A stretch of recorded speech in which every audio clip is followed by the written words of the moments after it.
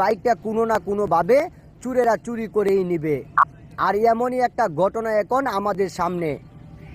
ইসলামী ব্যাংকের নিচে রাখা কাস্টমারের গাড়ি উপরে গিয়েছেন নির্দিষ্ট একটা কাজে, হয়তোবা অনেকক্ষণ সময় নিয়েছিলেন, কিন্তু তার মধ্যেই জনসমুখ থেকে এভাবে গাড়ি চুরির করে ঘটনা অনেক দেখেছি, কিন্তু এভাবে পরিকল্পনা করে গাড়ি চুরির ঘটনা আগে কখনোই দেখিনি।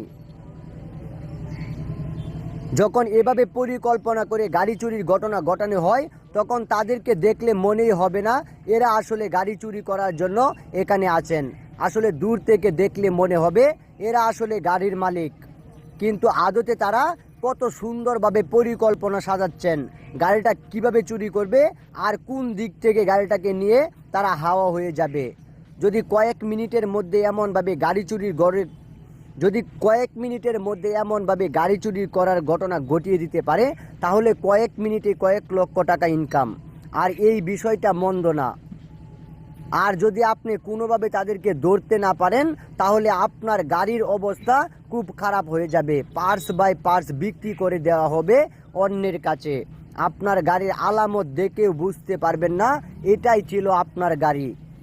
মুরব্বী সাহেব আসলে বিষয়টা এমনভাবে প্রকাশ পায় যখন সিসিটিভি ক্যামেরার ফুটেজ আমাদের হাতে আসে, আর তখনই আসলে আমরা একটু নড়ে চড়ে বসি, কারণ এতগুলা গাড়ির মধ্যে থেকে একটা গাড়িকে টার্গেট করে যখন গাড়ি চুরি করে পালাচ্ছিলেন তখনই তাদেরকে পাল্টা দেওয়া হয়, কিন্তু কোনোভাবেই আটকানো সম্ভব হয়নি, কারণ এটা ছিল একটি মেইন রুট।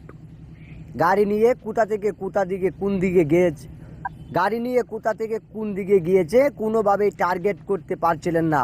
অবশেষে জিপিএস ট্র্যাকার সেটাই যেন এখন তাদেরকে সেটাই হতে পারে উদ্ধারের মূল চাবিকাঠি।